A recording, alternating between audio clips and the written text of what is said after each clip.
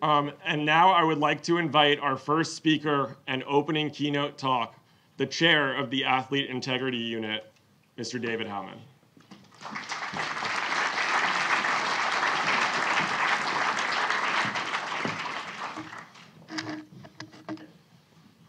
Good morning, kia ora. Tēnā koutou, tēnā koutou, tēnā koutou katoa. You look stunned. I'm going to speak in Māori. Coming from New Zealand, it's the right thing to do. No? I'm going to start by saying thank you to Michael and the PCC for organising this wonderful gathering. And thank Michael particularly for choosing me when we were last together in the White Horse in Lausanne to come and deliver this conversation. I also want to thank him for issuing the challenge that he has already made, not just to you, but actually to me, to say you are going to provoke these people to talk. You're going to do this to make sure everybody listens to what's going on. So I'm going to start by getting a little bit of audience participation. I'm going to pose you a multiple choice question, which really sets the tone, I think, for what I'm going to talk about from then on. This is the question. Who said, I have never tested positive? Now, here's the choices. Here are the choices. A clean athlete. B, a Russian athlete. C, Marion Jones. D, 99% of all athletes tested over the last 3 years. Next one you all know, Lance Armstrong. And F, all of the above. Who got F? Excellent. That's the state of anti-doping at the moment. That's the quandary that we find ourselves in. That anybody can say, I've never tested positive. Everybody can say, I'm a clean athlete. Now, I talk a lot to younger people and I ask them a bit about what they think a clean athlete is. One of my grandsons said to me, Grandpa, I'm a clean athlete. And I said, okay, Finn, how do you reach that conclusion? He said, I have a shower every day. What do we mean about a clean athlete? Who's going to tell me one day who a clean athlete is? That's a challenge for you to think about. To stop cheating of any kind in sport, we can have excellent rules, excellent processes and protocols, but if we don't have good people to implement them, we're lost. I'm guessing that everybody in this auditorium comes from that group of good people, committed to do the job that you've been asked to do. Good people make the difference, not rules, not the lawyers, definitely not the lawyers. The lawyers make it so darn complicated. The code that we first wrote in 2003 used to be about this thick, and it was English and French. Now it's 4 times that size and only English. And we worry about whether the athletes can understand things. I don't think even the lawyers can understand it. That's not good. Now, coming back to my theory about people. Women and men who are committed members of the anti-doping community, all of whom I think might be here, have the responsibility of maintaining the strength of the process. It lies with you. It really does.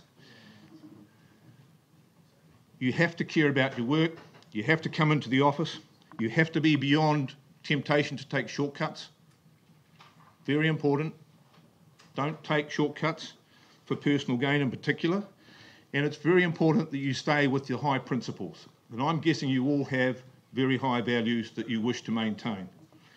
If you are compromised, or you compromise yourself, and you end up on the low road, it's a very long way back, and probably too difficult to achieve it.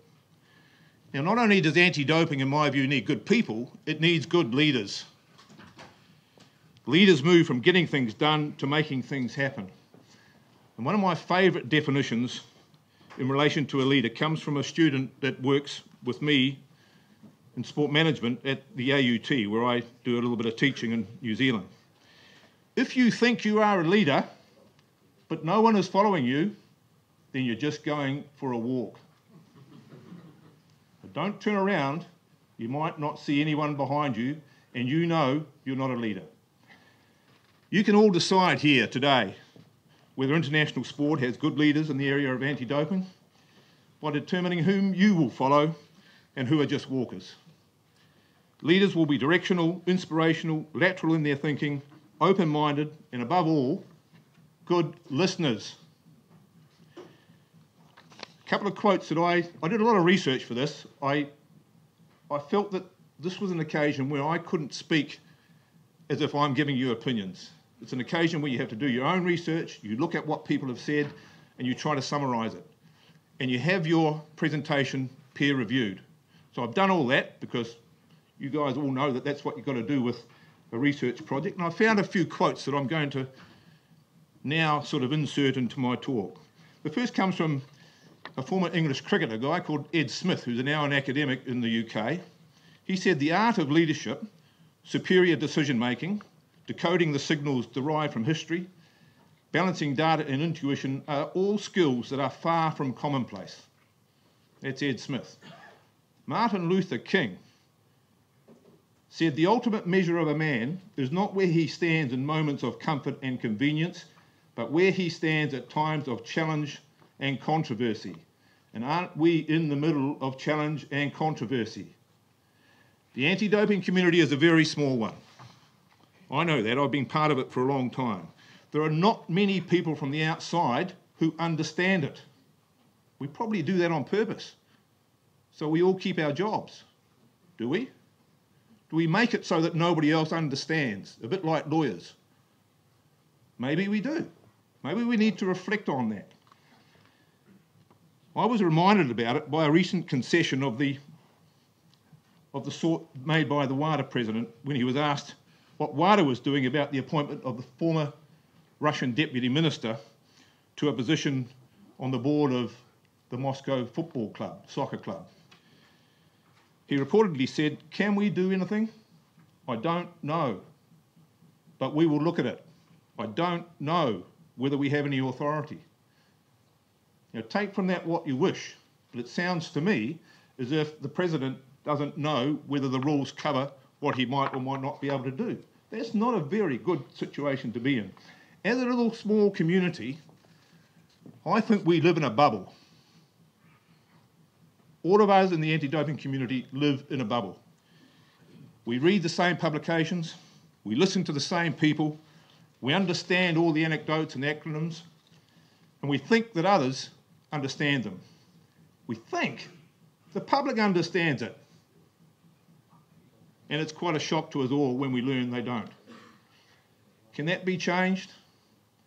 It's over to you. Another challenge. I think it's unlikely unless the public really cares.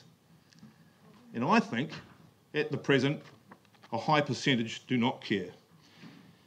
So that leads me then to look at the issue of anti-doping itself a little more closely. As I've said before, the intrinsic values of sport, often referred to as the spirit of sport, thanks Mike McNamee, wherever you are, is the celebration of the human spirit, body and mind, and is characterised by values such as ethics, honesty, respect for rules, self-respect and respect for others, fair play and healthy competition. And doping is a pretty good major challenge to these values. Breaking the rules amounts to cheating your opponents, cheating the public, cheating the sponsors, committing fraud and causing vast reputational damage to sport.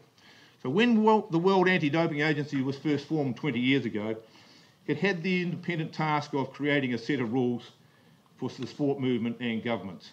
Quite a big task, you would think. There's no other set of rules in the world that governs every country, let alone private enterprise as well. No other set. There's no standing speeding rule for highways and byways. There's no standard rule in relation to murder. Nothing. But there is in relation to anti-doping. So that code that was written in 2002, 2003 is unique. When it was adopted, sport had until Athens 2004 to sign on. And the last two federations to sign on, interestingly enough, FIFA, and cycling. Then the governments had to look at ways and means of recognising it. That meant writing and ratifying an international treaty, which was done under the auspices of UNESCO in world record time, another drafting feat. When I think back to being in Paris at UNESCO in 2004, in an auditorium like this, except everybody had a speaking thing in front of them, and there was about 150 lawyers, mostly, drafting a treaty. Now, I don't know if you can imagine what it's like to have 3 lawyers drafting a treaty. 150, near impossible. I'm not being tough on lawyers, because I am one. I am being tough on myself, because I was one of those 150, and it took us about 9 months to write this treaty. It was done. And those rules have been revised a couple of times already, as you know. The first one was in Madrid in 2007, and the second one in Johannesburg in 2013, and we've got another one on at the moment. Now, I know that what's coming out of the current review are more rules. More rules. Now, I come from a background in New Zealand where we use the KISS principle. Keep it simple, stupid. Now, I'm not saying anybody in this room is stupid, but if you don't keep it simple, all you're doing is racking up the industry you are self-sustaining. And I don't accept that that's the way to do things. So what is the state at the moment in relation to anti-doping? And I think to answer that question, you have to look at the leaders and see what they say. Now, having said that, I'm talking about the WADA leaders. And I know there are many of you in this room who are not signatories to the World Anti-Doping Code and probably never will be. You rely on collective bargaining agreements and you rely on anti-doping programs that come under the CBAs. That's fair enough. I'm going to refer to that a little bit later in this talk, particularly the views of player unions. Particularly the views of player unions. Paul Demio, who's a well-known academic and author, pointed out that what can happen is that those with sufficient support from doctors and laboratories can beat the system. And they can, and they are, and they will continue to do so. There is more money going in to those who are wanting to avoid the system than those who are trying to run effective programs. If we were existing in a commercial world, anyone who is a CEO of an anti-doping organisation will be told you're not producing the returns commensurate with the investment. To get less than 1% return on your investment is not something you would, as a lawyer or as a corporate person, advise your clients to invest in. Why do we continue to be happy with that return? Why are we not challenging ourselves to do better? Why can't we work out a better system than gathering urine? And I know something's going to come up this week, and I don't want to over-disclose it, but you know, pinpricks of blood from a thumb or a finger is actually quite useful. I'd like to see that. I'd like to see a door that we can walk through and your body be analysed for what is in it. I'd like to think we could start looking at technology as how it might pertain to anti-doping. We're still doing something that was done in the 1970s. How many of you turn on the wireless? That's what we were doing in the 1970s. How many of you got a phone on a cord? That's what we were doing in the 1970s. We've actually moved a little bit, but yet we're stuck when it comes to anti-doping process. I'm just going to give you a couple of figures just to make my point. 2017, there were 322 samples collected and analysed at the WADA accredited laboratories. 1.43% of those resulted in adverse analytical findings. Now, you all know AAFs are not rule violations. They're just findings, many of which can be explained by TUEs and other reasons.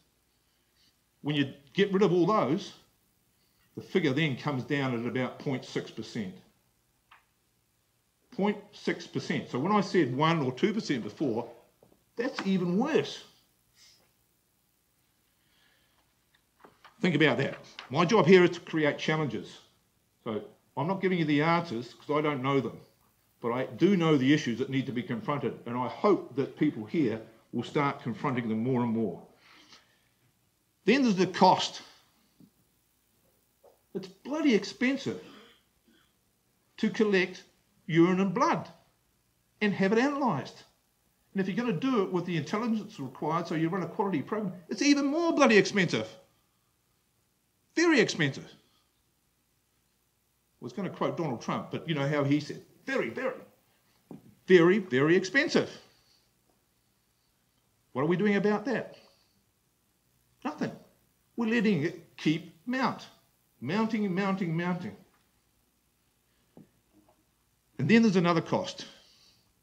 But not only is the collection and analysis expensive, somebody says it's about $1,000 a test.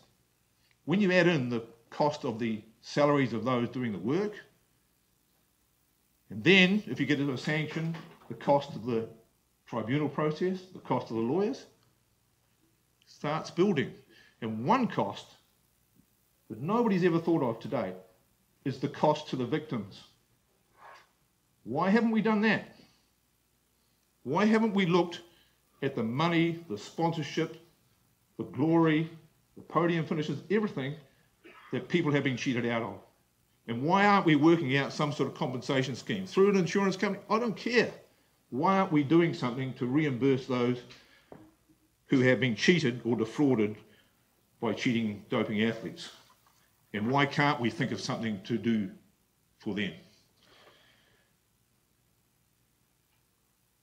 WADA has been saying for quite some time, in fact since Balco in 2003, 2004, that investigations are important, and they are. Gathering of intelligence leads to quality testing programs. Gathering of intelligence also leads to non-analytical transgressions, which can be sanctioned, including athlete support people, the entourage. We have to make it stronger. But are we asking countries to go out and make criminal laws? Because then you're going to be even stronger still. Anti-doping organisations do not have the power of search and seizure or subpoena, and they'll never get it. Never. The police and other enforcement agencies have it. So I'd like to see more encouragement to countries to say, think about it. You can't be imposing, you can't tell a country what to do, but you can say, think about having criminal laws. And I'd like to see that being enhanced by those anti-doping leaders. Just look at what happened in Austria not so long ago. 21 athletes implicated, I think about 5 doctors, all emanating out of a town in Germany which had been involved in doping controversy in the past, all because the Austrian police had the power of search and seizure. And I would guess there's going to be a lot more come from that investigation. Second thing I want to say in relation to legislation is we all forget that in 2006, at the Winter Olympic Games in Turin, the Italian police raided the Austrian ski chalet where they were blood doping. Why? Because WADA got information they passed to the Italian authorities, they exercised their discretion to conduct a search and seizure, and they found all the doping paraphernalia you could find. The coach did a runner, ended up having a car accident. One of the guys got back to the part of the country where he was protected by bikie gangs, and it showed you that what was going on, people knew was wrong. We hadn't learned from 2002 when the same Austrian ski team had done a similar thing with blood doping. That was how many years ago now? 13 years ago. So have we advanced from 2006 to 2019, where we had the Italian raid in 2006 and now the Austrian raid in 2019? What's the difference? Still blood doping. Still getting away with it. Is that progress? I think the other issue that we need to look at is that it's not all about elite athletes where doping takes place. It goes down to our kids. It goes to the armed forces. It goes to the bouncers on the street. The proliferation of steroids and EPO and so forth that is available in our societies, and the societies are not doing very much about it. Now, I don't know if you have experienced yourselves, but when I was at WADA,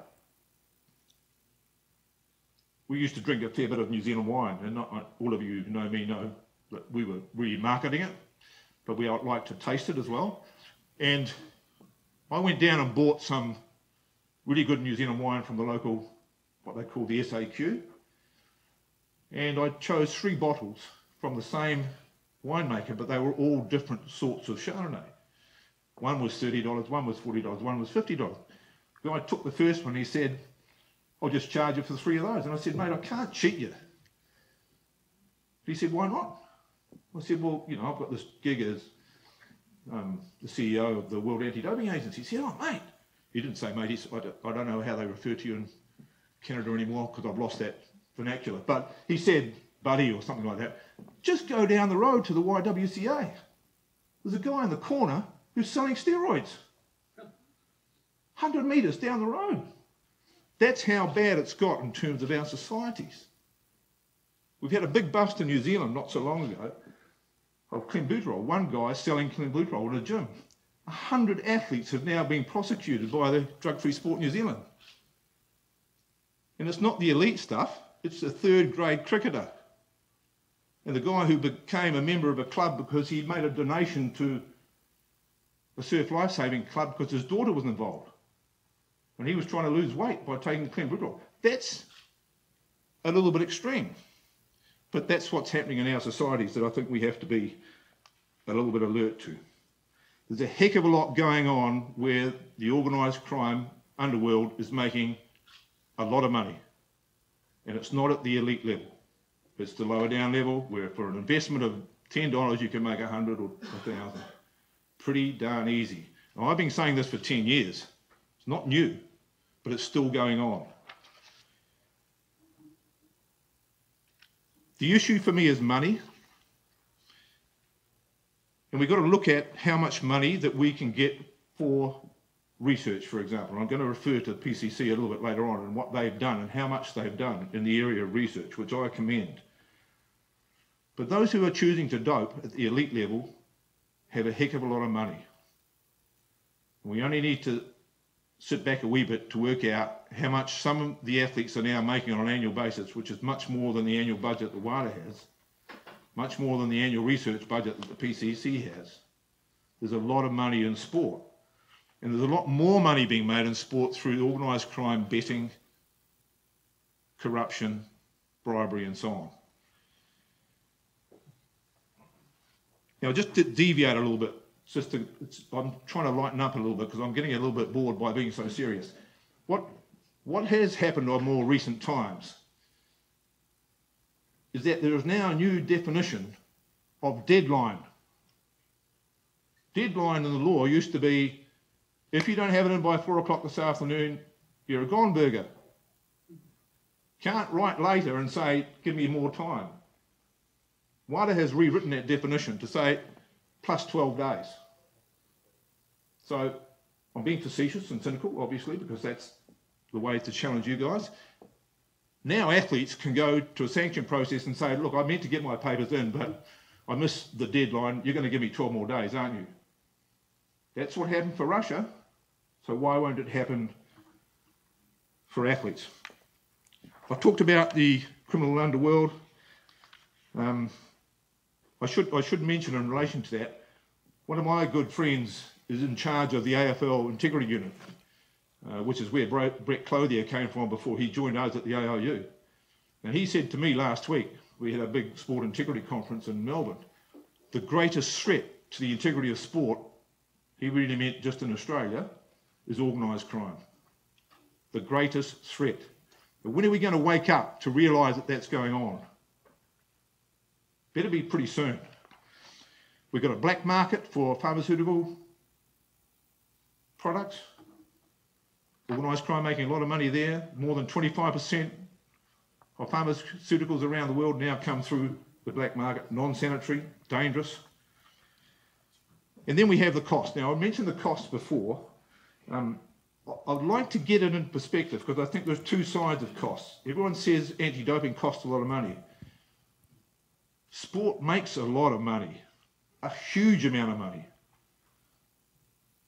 I think the last quote I heard was something like $800, $900 billion annually is the GDP for sport. How much of that are they prepared to spend to protect their integrity and to protect their reputation? Not something like 0.01%, which is about all that goes into anti-doping, maybe even less than that. That shows something that I think could be remedied. And whether sponsors are going to do something about it or somebody, there's something that can be done. We have an issue now also, I think, of bureaucracy going on and the creating of a self-sustaining industry in anti-doping. Without questioning, we're allowing things to continue to be the same as they were 30 or 40 years ago. I think there's a challenge out there now for us to say, maybe we should look at different ways. Maybe we should stop just being complacent and saying, well, what happened 20, 30 years ago is still okay now. What we're doing, however, is we're saying at the top, you need more resource because there are going to be more standards, more regulations that you have to comply with. What about the people at the bottom? The W in WADA doesn't stand for welcome to the rules. The W in WADA stands for world. And we have an issue in the world of many countries not having the resource to sustain anti-doping programs with all these regulations you have to comply with. 6 or 7 or 8 countries might be able to do it. How many international federations might be able to do it? I don't know. I'm going to come to that in a second. But are we becoming too or over-regulated? Maybe we are. And then there's a need for money for research. Now, I want to just give you a little story about PCC. I think it was about 2013 or 2014. Thomas Sparks said the IOC would put $10 million into WADA for research if WADA could get $10 million from governments to match it. And Michael and Travis came to me with a package that was millions of dollars and would have allowed us to get the 10 million from governments that would be matched by the IOC. In other words, we would have had $20 million for research. And the IOC turned it down. Said the PCC wasn't coming from government. Therefore, it was not money that they were going to recognise as coming from governments, and WADA lost the opportunity of that matching amount. Now, I felt at the time that that was probably a little bit mean, but of course we couldn't say anything and didn't say anything. What the PCC then did is went and did its own program and used that money for its research within its own mandate. There is a need for more money in research. No mistake about it, there is a need for far more money. And we need to have research being innovative. None of the same old, please. Let's do something different. Let's try to make things change. Now then I've got another couple of challenges that I just want to, I'll get quite enthusiastic when I get to this part because it's near the end. What about e-sport? Oh, it's not a sport. It's not a sport. Yes, it is. No, it's not. Because it's no one trains for it. They don't have to get physically fit. But you go and ask a group of 15, 16-year-olds, they say it is. And they love it. And they can communicate. They communicate with themselves. They can avoid their parents. Quite a handy thing to do. I think we all remember what we did when we were younger. And they're having fun. And they're going to watch it. And the really good guys at 15 are now making hundreds of thousands of dollars. And you don't have to pay a membership fee. You don't have to seek money from the IOC to be an organisation. It's a privately sustainable sport. That's a challenge to us. What are we going to do about it? Along with that comes with the new sports like paddleboarding, breakdancing, well, I forget the other one, rock climbing or something like that. We haven't yet decided whether paddleboarding is part of surfing or canoeing. So there's some challenges ahead, as I say, in relation to the changing face of sport. There's a challenge for us in relation to clenbuterol. If you go to China or Mexico and eat a bit of meat, you're going to test positive for clenbuterol, apparently, and you're going to be let off. So anybody who tests positive for clenbuterol ought to have on their passport a stamp saying they've been in China. And athletes. Athletes require a lot more support. Athletes require a lot more scrutiny of officials. If we scrutinise officials the same way as we scrutinise athletes, we might have a level playing field. Why don't we? I'm not talking about dope testing. I'm talking about integrity. I'm talking about corruption. If there's an official accused of corruption, they don't stand down. They just say, I'm innocent. They still get all the privileges of being in their position. An athlete is provisionally suspended, stopped from their way of life. I would have thought that the same, if not higher, level of expectation should go to officials. Now, we've had a lot of reports on athletes and athletes' rights of recent times, and we're going to get a lot more. And until we work out a system where the athletes' complaints can be looked at fairly, we have a long way to go. They are doing their own work, and there's a lot of athlete groups, and you're going to hear from athletes during this conference, and you are going to hear from very eloquent and good people. I refer now to Becky Scott as the Mother Teresa of women's sport. In fact, the Mother Teresa of world sport. What are we doing with her? Harassing. I don't want to use the word bullying, but I have to. Bullying, demeaning. Where are the women leaders? We need more women leaders in world sport. We've got quite a few here, obviously. We need more because there are other ways of working out resolutions. Now I need to pull this to a conclusion. So what I'm going to do is, you can read this later because I'll publish this speech. I haven't actually delivered it really. I've just sort of darted all around the place. But what I want to say is that my concern is about these cases that have yet to be resolved in Russia. In April last year, the WADA president said it's a very complex investigation. What we can see so far is that many international federations are overstretched with the complexity of the data. Now remember, that was April last year, not this year.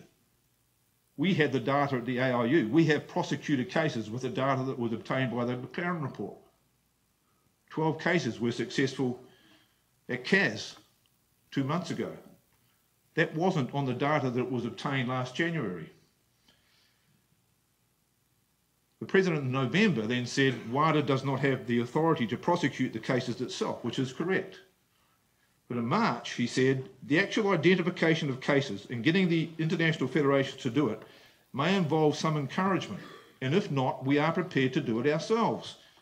What we will do, we will identify everyone with an anti-doping rule violation, and we will do as many as we feasibly can. So what does feasible mean? Practical? Financial? Does it mean that some athletes will not be sanctioned because it's not feasible? Can the International Federation say it's not feasible to prosecute their cases, therefore they won't do anything and they will not be subject to non-compliance? What does it mean? So until these cases, in my view, are dealt with satisfactorily, there are hundreds of them. And so there are hundreds of victims. We haven't yet moved on. Now, you all know that I'm a strong proponent of what has happened in athletics, and that you ought to have a body like the AIU which covers issues from corruption, bribery, betting, doping, the whole gamut. Being successful, and you'll hear from Brett Clothier later in the conference as to how successful it is going. Why is that not a model for others to follow? Too hard? I think the anti-doping community now can stand up for its values, and should. The leaders can lead and the athletes can speak louder. Perhaps there will be a boycott of major events if their rights aren't fully protected. Now, I've had this argument with myself, should I use this quote or not? Because it's not me, it's an anonymous quote. It comes from a person who said, if the Olympics don't give, please, I apologise for my language. If the Olympics don't give a shit about clean athletes, then perhaps clean athletes should return the favour. That's the position I think that athletes might find themselves in. In summary, for me, out of chaos is born opportunity. It's now time to respond efficiently and effectively to the challenges to anti-doping, to provide strength to the very values of sport. When I last addressed the WADA Foundation Board in May 2016, I said anti-doping was at the crossroads. Would it advance by going directly ahead? Would it deviate to the left or right, or perhaps go in reverse? I believe then it was parked. I think now it's still parked. Reputational damage is to be repaired, athlete confidence is to be recovered, public respect is to be regained. It can be done. The leaders are to lead, not to go for walks. Then the handbrake will come off anti-doping, and anti-doping community will go forward. Kia kaha, kia toa, be brave, be strong. And I just want to finish by saying, in our country we had a major disaster. We had a wonderful leader in our Prime Minister, Jacinda Ardern. That's the sort of person I follow. Thank you very much.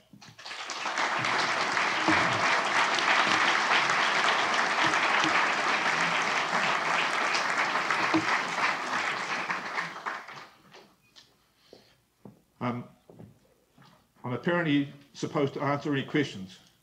So if any of you got any questions or comments or criticisms or statements, make them short, please.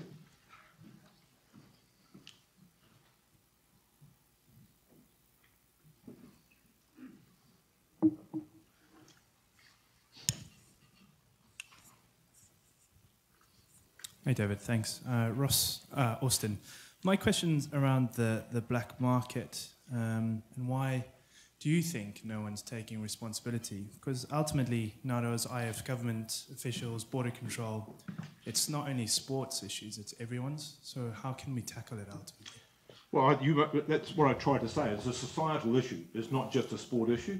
And until it's addressed in that way, it will remain in the never, never.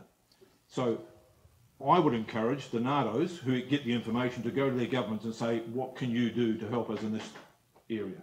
So there's an individual country by country decision. Yeah, it seems no one wants to take responsibility for it. It's your problem, not ours, and it just sits in the middle with no one addressing it. Well, I think it comes down to what I tried to say at the outset. Is the public really interested in this stuff? Because if it were a public interest component, then governments would change. Yeah. And I don't know whether it is. Okay, thank you. I think just adding to that, people don't do anything unless there's some disaster, and it has to be quite a big disaster for movement to occur now politically. And it's not just this little small community that can generate that. Peter van Enen from the Belgian Anti-Doping Lab. Thank you for your very provocative talk, and I guess it was intended to be provocative, and I need to say that I agree on some points. I don't agree that testing is too expensive. I do agree that the budgets are too small. If you look at it compared to horse racing, in the horse racing industry, they test twice as many horse athletes than in all human sports together. What I completely disagree with is your look at how science has evolved and saying that we're doing things like in the 70s. What you completely forget is that athletes have changed their doping behavior. If they would be doping like in the 70s, the percentages would be much higher. And it's thanks to this solid science, not what solid innovative science, because by definition, science is innovative and it is solid that we've gotten there. And I do believe that if you look at how athletes are using stuff right now compared to the 70s, the health risks are in some cases less, and unfortunately in some cases bigger, because they tend to use black market products much more than in the past. But with this, I will rest my points, and the next thing I would like to ask you is that you have been behind the steering wheel for 15 years, and I seem to hear a very bitter man. Why didn't you steer the anti-doping system in the right direction?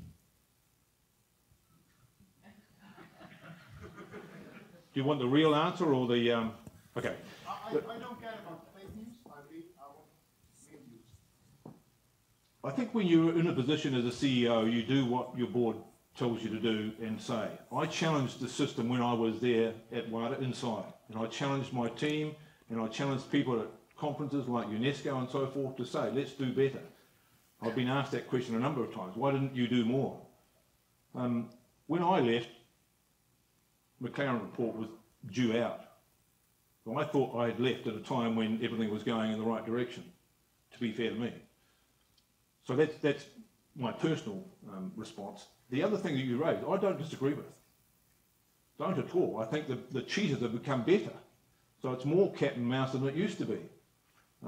That doesn't mean we shouldn't be doing more. And I think your response is a good one. I think that's the sort of response we want to have in a conference like this so that ideas come forward. Say, this is what we ought to be saying. People don't know that.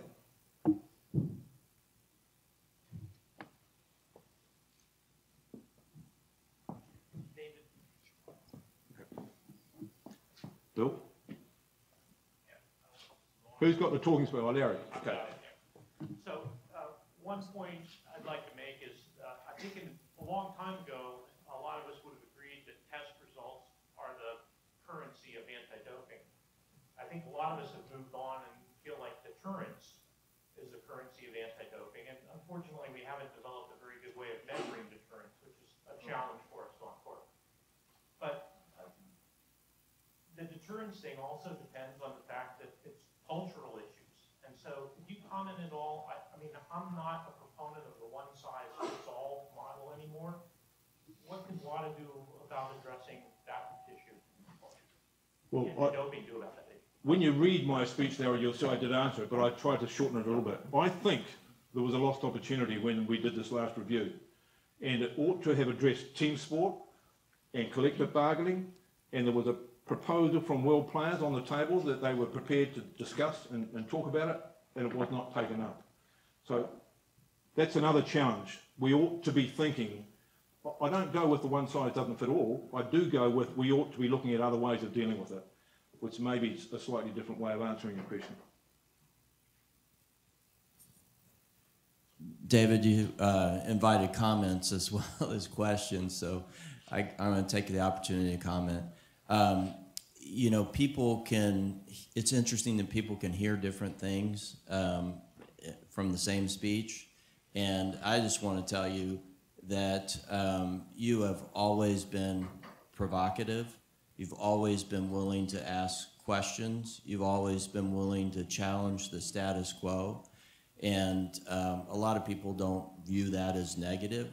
A lot of people view that as pushing positive change, and that is very much needed. And we see you doing that with the AIU, and so I just want to thank you for that. And the course of your career has brought anti-doping forward, and I think we owe you a great deal. Well, thanks for that, Bill. I regard myself in a...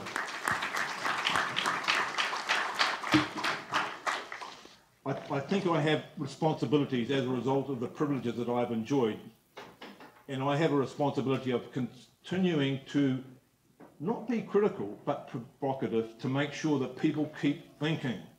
It's very important not to be complacent, and it's very important for us to think of different ideas. I haven't stood here and said what I think. That's not what I've done. I've raised issues that I think are out there that need to be addressed. So thank you for your attention. Okay.